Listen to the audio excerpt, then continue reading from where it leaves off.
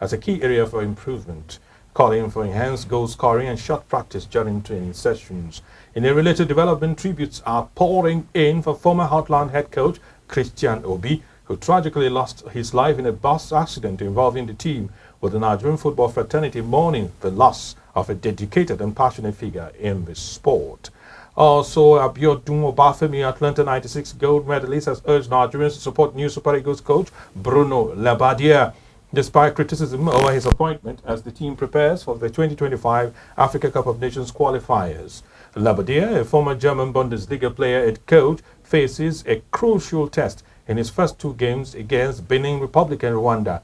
But Obafemi believes his discipline and pedigree will serve him well, with the right support from fans and a knowledgeable assistant coach. Bruno Labbadia Nenge is trying to bed into the Nigerian football fraternity. Do you have any hope concerning his appointment? All we can have is hope right now. We can never say that we are sure of what is going to happen. Okay, do you believe in him? I don't. Okay. I don't believe in him because of the short time they are given. I will not say that I don't believe in him entirely. As a coach, as seen his profile over time, I saw he's one of those players or coaches they call in when they need a quick fix. But that was in Europe. This is Africa. And we have to respect it that everyone that you have to bring in times of crisis, someone that already understands the land.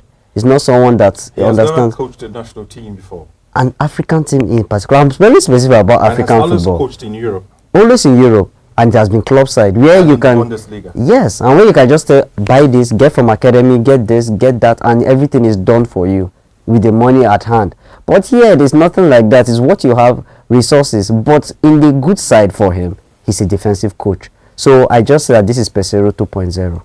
French football star Kylian Mbappe's X account was hacked at one voice, leading to a series of controversial tweets that sparked outrage and confusion among fans, including jabs at Lionel Messi, Chelsea Football Club, and Manchester United fans. The tweets, which have since been removed, also included inflammatory comments and a tease about a potential transfer to Manchester United in 2028, leaving fans wondering about the security of high-profile athletes' accounts and the effectiveness of Mbappe's media team. Someone would be on the hot seat for a couple of days at least, and probably some may lose their jobs. In the 2024-2025 Premiership, Nigerian Premiership Football League, with a focus on ice past the recent Cooper test and training, and with a 100% increase in their welfare package, she expects the best officiating this season, warning that punishments will be meted out to those who violate the laws of the game. Well, if she's able to have 75, well, they did accept, but the Seamen did not accept it, and Al Ali, we learned, accepted, have agreed with Ivan Toney's club Brentford, and as we speak, Ivan Toney is in Saudi Arabia carrying out his medicals.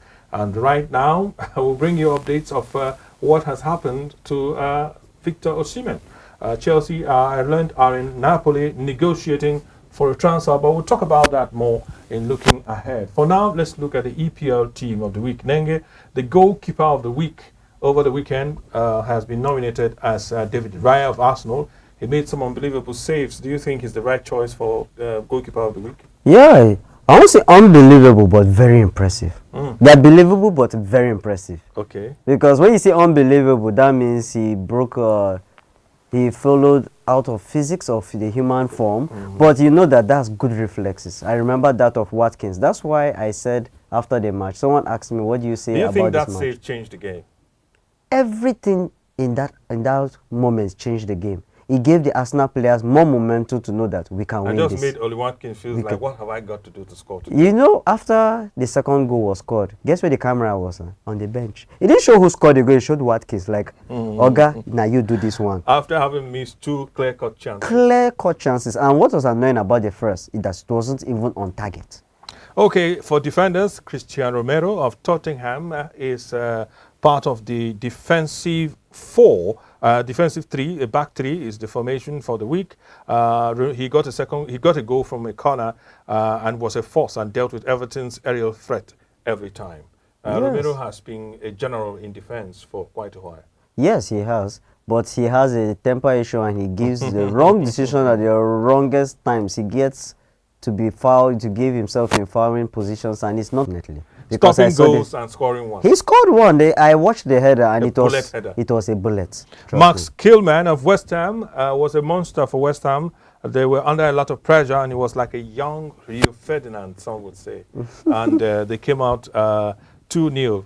Also, the second goal was him giving a through pass from defense that broke the lines and put Jared Bowen on through to score away and win 2-0 against the opposition. And completing the defensive trio, we have Mickey van der Ven. He got an assist and played well, dealt with everything Everton threw at Tottenham. And that surging run, you remember the second goal song? Yes, I thought Mickey van der Ven was an attacking midfielder until I had to check again. Was like, wow, this guy is a left back, and he just went forward with no inhibitions at all. But you know, have you noticed that the level that football has advanced now, left backs can now get into the pivot position and now move to be wingers on their own. And sometimes come to the center of the midfield. Sometimes they just put some defenders or some players back at that position as a left back, not because of their defensive positions or their defensive brilliance. Yes. When he started, he was a left back. Yeah. It will amaze you. Lewandowski came in for his first match for Poland as a defender, a right back. Interesting. And in midfield, we have the man who apologized to the opposition after tearing them apart, and that is Noni Madueke of Chelsea. Everything he did was positive. His touches, his passes, and then his hat-trick. Yes, everything was positive. Even his hair, tying his hair, he came out in a positive position. Everything. It was just that day of the week that was just his best day. I felt on the day that it was a match day for Chelsea, showing the coach that you didn't really need to make some of the signings you made. I am here, and I'm here to show my positive. Some say he could have scored about 6 goals, but at least the hat-trick is not bad. For a match like that, that shows he's human. You get some, you score the others. So if you are not going to miss any, you're that perfect. I don't see that happening anytime soon. But still, growth is there's no. And of course, the regular suspect Kevin. I would say that in the generation he came in, it's a generation that doesn't have as much creativity as he used to have. So it spots him out directly. We talk about KDB, but there are many things he does that when we go back there, we saw other players doing it. I always say that football might have advanced in terms of technology and the preparation for the players, but I feel that they are not as talented as the players way back. I think it's the systems. The systems don't allow players to express themselves as much as the case was in the past, but KDB has found a way to be influential. For me, he's the best midfielder in his position, and against Ipswich again, he was unbelievable, and he broke through the lines and got Man City going, and of course made it possible for Erling Haaland to score a hat-trick. And of course, Arsenal sold him, and he has hit the ground running. Like our president did say, Emil Smith-Rowe for Fulham, he played with a lot of joy and looks like he played with freedom. It looks like, you know, he's trying to prove a point. Yeah, he's trying to prove a point. Definitely wants to prove a point. But you know, Arsenal have a buyback clause in the contract. And you know one thing that I will say he might not come out to the press, but I know to an extent he feels betrayed. Smith-Rowe came into Arsenal when Arsenal seemed to be down. I won't say they were down. They seemed to be. Then now things are going much better. It's just like that understanding pressing. Let me ask you, who would Smith-Rowe replace in the midfield? He's not going to replace, but they should have time.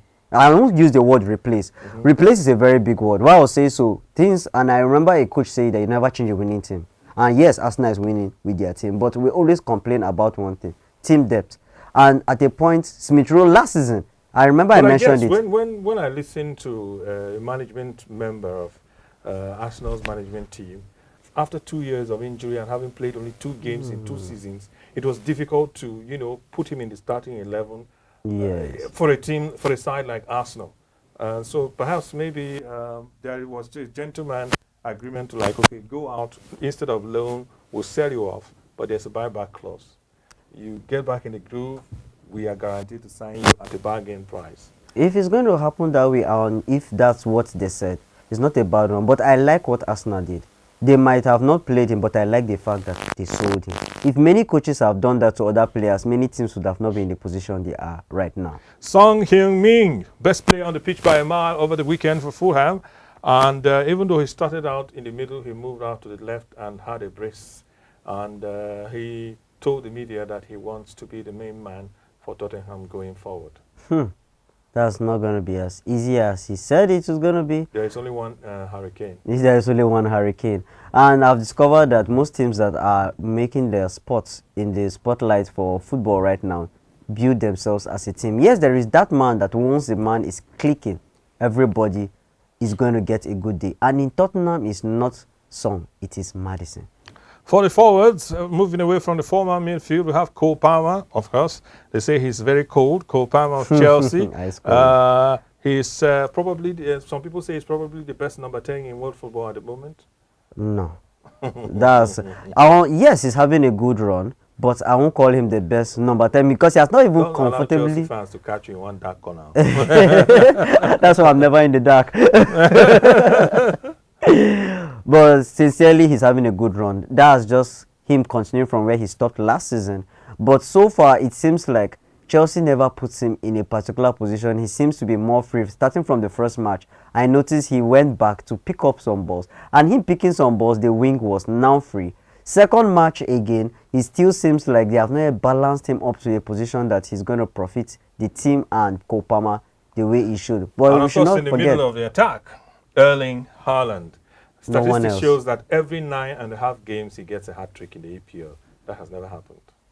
This is the EPL of Cristiano Ronaldo, the EPL of Thierry Henry, the EPL of Alan Shearer, the EPL of Harry Aguero, Aguero, the EPL Drogba. of Drogba, several great strikers, the Yes. EPL of Kan Nwankwo, the EPL of Yakubu Ayegbeni. Yes. Or what do you yes. mean by that laugh? Yes.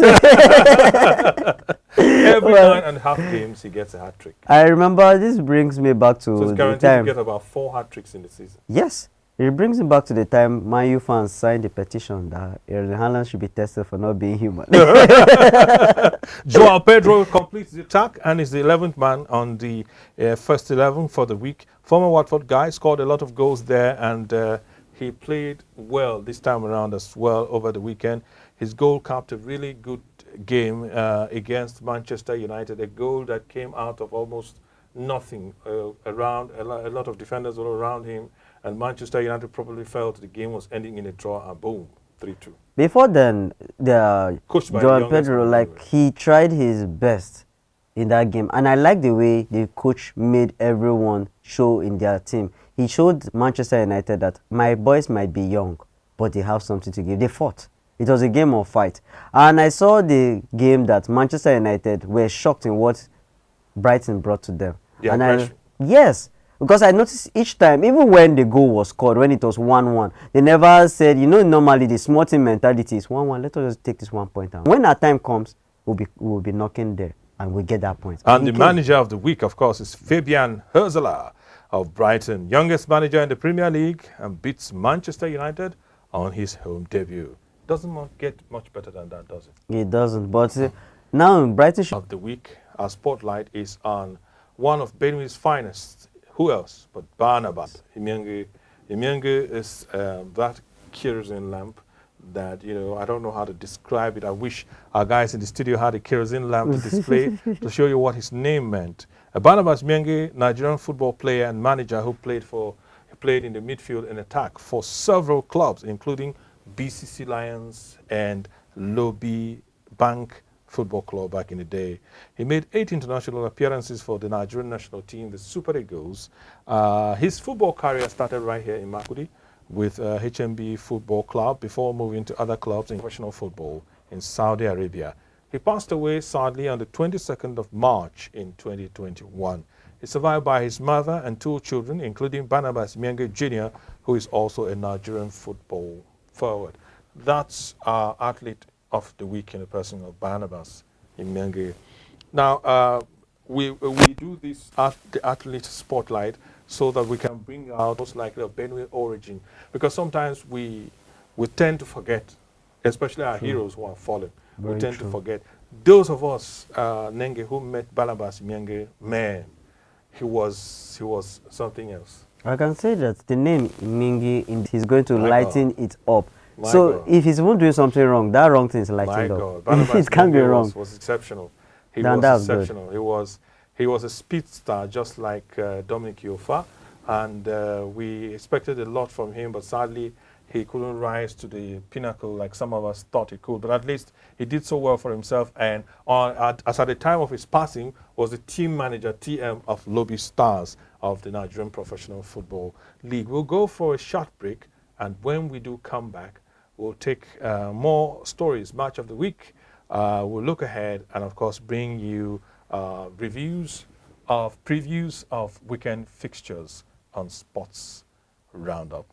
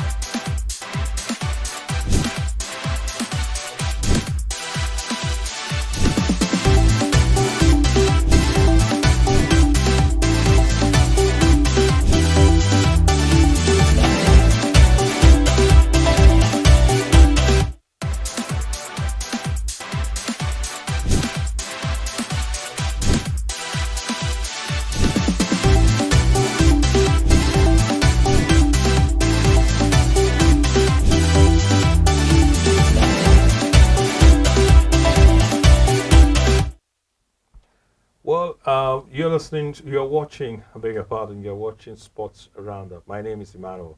I'm in the studio with the indefatigable Nenge Nyaba. Let's look at match of the week. This season began on a rather dampening note for lovers of Chelsea Football Club. And then they lost the opening game by 2-0 against Manchester City. Then turned around this weekend. At halftime, it was 2-2 against Wolves away, and it looked like same old Chelsea. And then before the game was over, it was 6-2 in favor of Chelsea. So much hope for Chelsea fans. That's what they mostly have, the hope. Yeah. But I will say that, as I've always said, that team is growing. No one says that the talent isn't there. The talent is there. Anyone says the talent isn't there is just joking. But my problem with that team over time since the takeover has been the amount of transfers into the club, not out, into, and always the players that are sold out are, I don't know how they pick them, but are always the wrongest decisions, like someone that will have a serious influence. Right now, one of the players that is being on the stake is Raheem Sterling. Why would you have a Raheem Sterling in a team of very young lads in attack and you just say that he's not needed at all? Are you listening to yourself? This is someone that has won Premier Leagues over and over again. Here, at least if you're not going to need him on an international base, that's in Europe, you need him in the league. There are some matches that Sterling alone can give you that much. He might not score the goal, but he'll get that set piece for you, that penalty. But that aside about Sterling, in the match against Wolves, I was not surprised that they won the match. But the manner in which they won the match now showed that they still need to understand themselves and give out a proper statement. It shows that if a team is stronger, with a stronger mentality, they may overthrow them. Because you're winning a match 2-0 and it becomes 2-2. How is that possible? When you know that you are the dominant side. Because you and I know that if you're going to bring Chelsea and Wolves side by side, if you're bringing their team B, their bench, down to their players, then Chelsea's reserve, it's not going to match up to the Wolves side. We both know that. But still, they still found a way to equalize to that level. That should not be happening. The but boys they ended need up to winning go. 6-2 with Noni Madueke scoring his hat-trick. Yeah, that's for the fans to celebrate. But for someone like me, it's how it happened. That's my problem. I have to see what in between everything. But congratulations to them for getting the victory. But with time, they need to understand that mentality matters And a lot. all of Madueke's goals were assisted by Cole Palmer. And they came in the second half in a dominant second half display after the teams went into the break level at 2-2.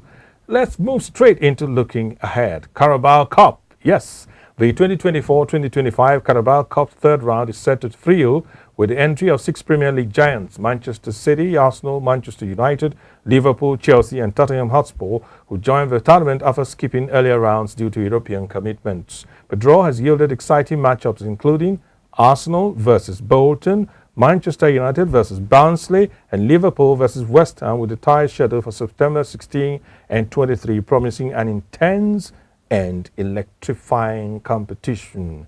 Manchester City will be playing against Watford. And, of course, Coventry will play Tottenham.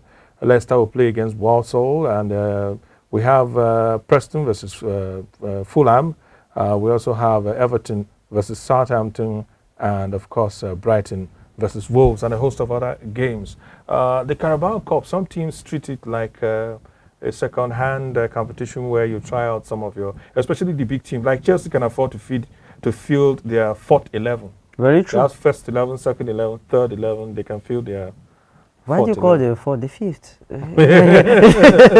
Well, that's on the lighter note. But I will say that the Carabao Cup, many teams don't take it, as you said, seriously. But still, once you want to show your dominance, that you're rising from the dust, say a team like Chelsea can't afford to let such a cup slide by. After all, they were almost knocked out by Soviet. And some said next they'll face toilet tissue. First Soviet. Yes. But I will say that they should try their best to be in every tournament Maybe in the Carabao possible. Cup, they should be given toothpick since they have Soviet toilet tissue to come up. Yes. And for a team that has so much players, you need every tournament to showcase some players you may not know that they may have that much talent, or they'll give you some pieces out of what they can play. But when you play them, you now see that I can actually invert this for that. You know that now the football of now is not that of before, that you don't bring out some tactics, you just tell players, do your mind and you get some things. There are times that even down to set pieces, corner kicks, you see the way players react, you know that there is always a signal. This is already planned. And Chelsea needs that more than anyone now, so that they won't be like one of the teams that we know in the Premier League that always talk about past glories. We were once, we were once.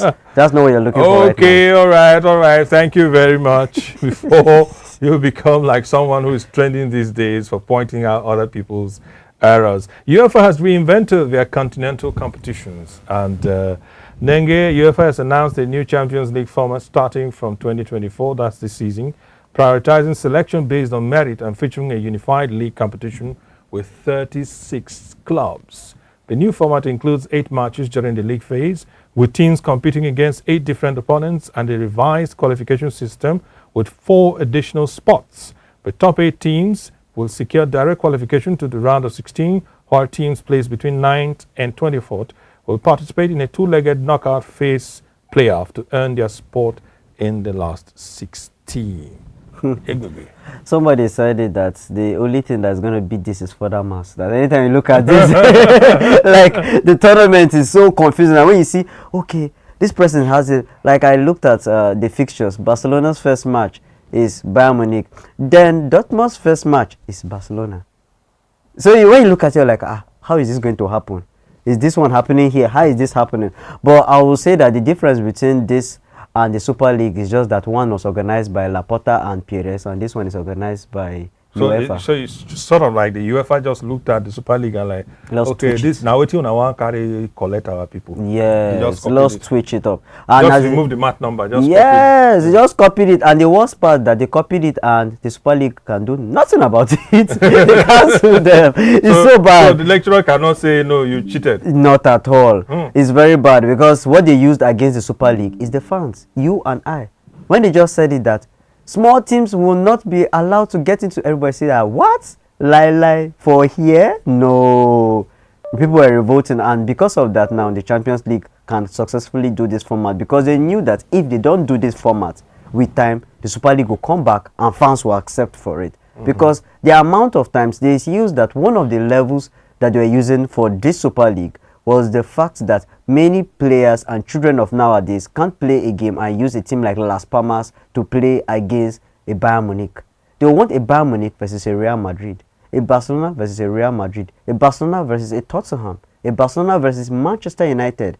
So they want those teams to be playing constantly, so that now the children of this generation will be watching, because the view is way more when you say you hear Manchester is playing against Manchester City and you hear Manchester is playing against Coventry Town.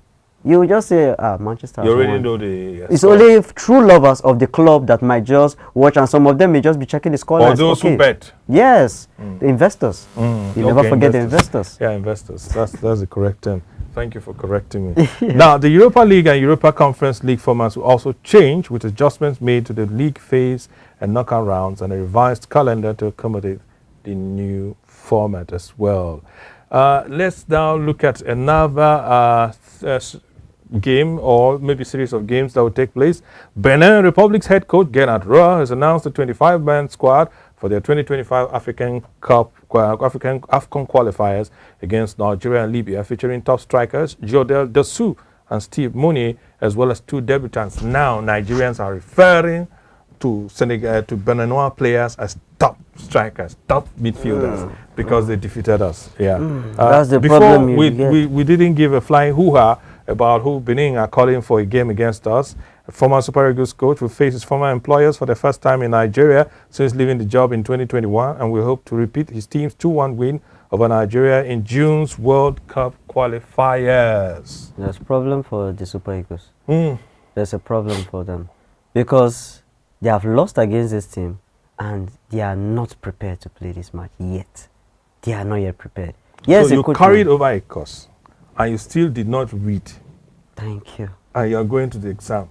And it involves a lot of calculations, and you are going to buy a calculator a few minutes to the... You are not all right. And the players, I don't even feel the players are... What? They are not, the players are not even mentally all right.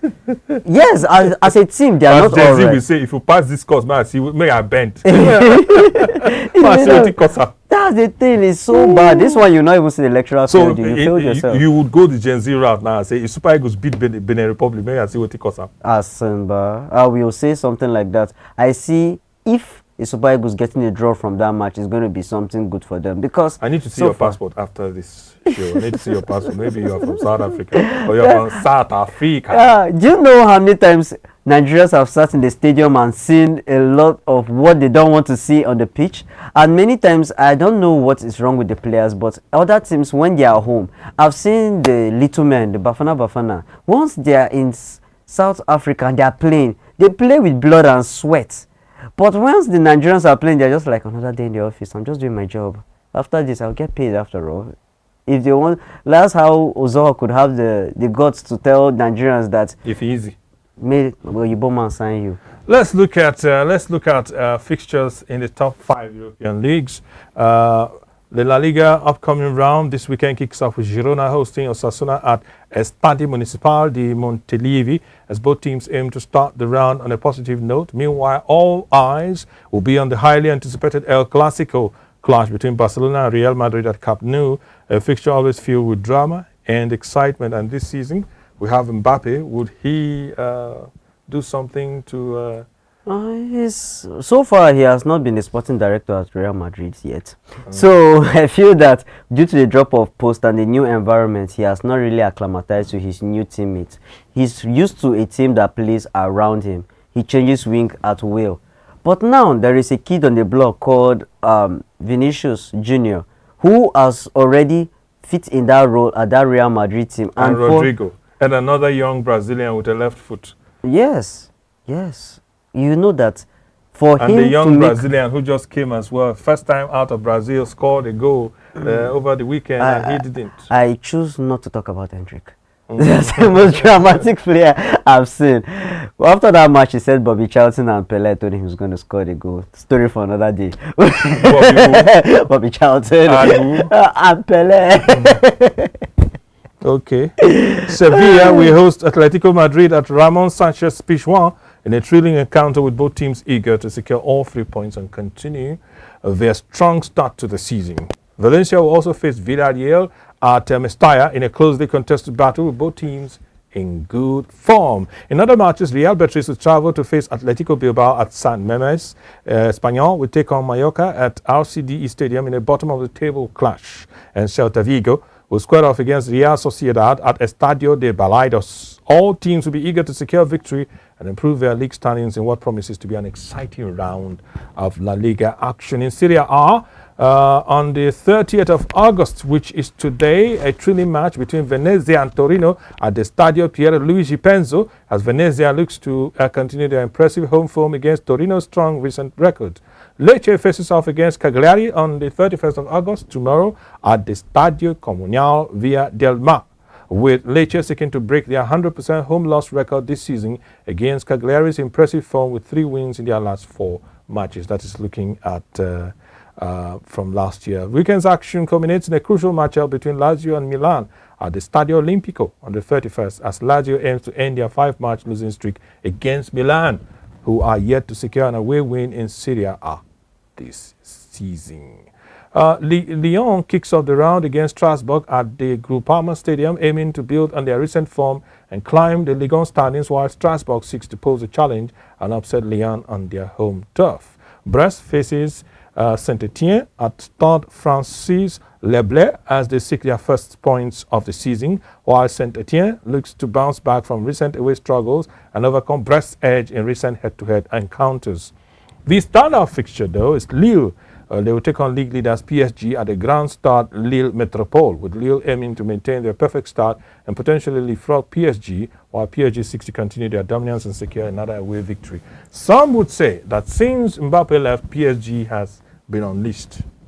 I won't use the word they have been unleashed, but they know. Have you seen when a mother leaves children in their house and they know that no one can save them anymore? They suddenly become mature. They try their best. They know that if they mess up, they are still going to be the ones to clean up their mess. So they try their best not to mess up at all, so that there's no mess to be cleaned up. Isn't it easier?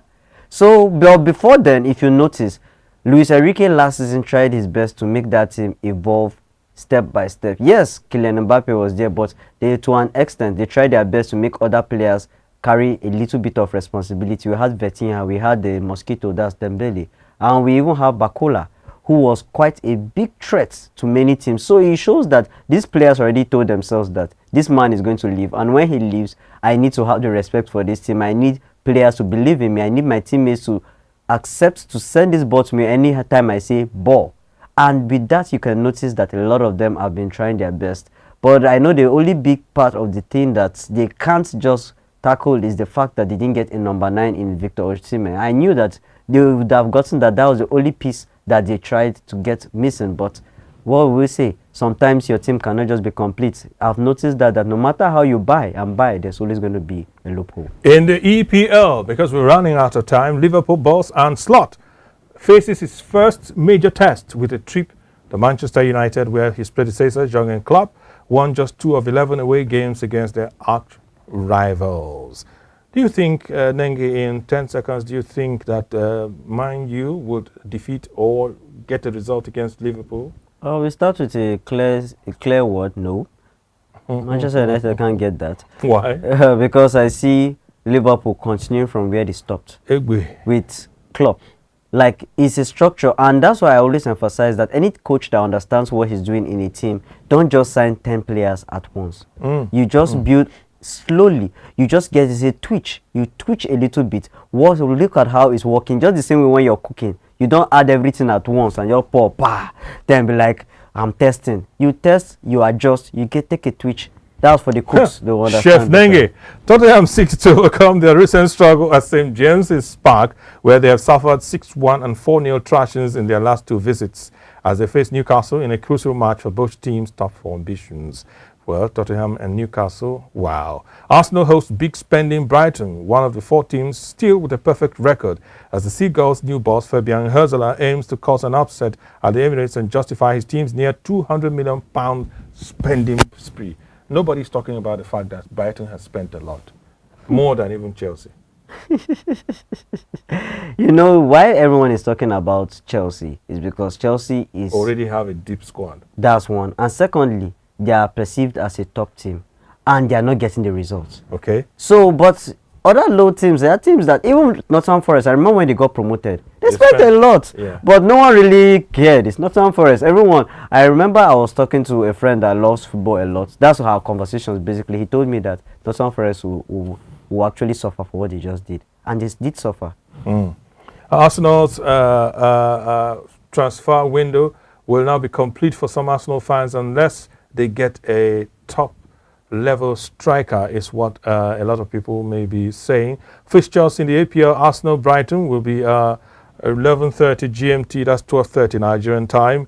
Brentford versus Southampton, Everton versus Bournemouth, Ipswich versus Fulham, Leicester versus Aston Villa, and Nottingham Forest versus Wolves. All will be at 3 o'clock Nigerian time. And West Ham versus Man City will be at 5:30 Nigerian time. And on Sunday, Chelsea will visit, Crystal Palace will visit Chelsea, and Tottenham would be at Newcastle. Both games at 1:30 in the afternoon on Sunday, and Manchester United versus Liverpool, game of the round at 4 o'clock on Sunday. I would have loved us to look at some transfer news, but because of our time, let's move straight and delve into the trivia question that we asked last time. We are still going to repeat the question because we did not get a correct response yet, and we're still giving you the opportunity to answer and perhaps maybe win a surprise prize. And that's, name the Benue-born player representing Nigeria as a Falconet. Give her full name. You can send your responses to 09126 999 404. That's 09126 999 404. 09126 999 404. First correct response gets a prize from the crew.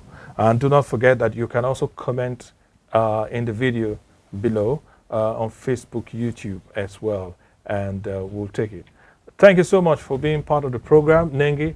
Let's do this again next Friday. Definitely. Can't miss that. And to you back at home, don't forget to follow us on all our handles. I Get Radio TV on Facebook, I Get TV on Instagram, TikTok, and X, and YouTube as well. On YouTube, subscribe. Until next week, Friday, when we hope to bring you comings and goings in the world of sport. My name is Emmanuel Tiavia. Good evening.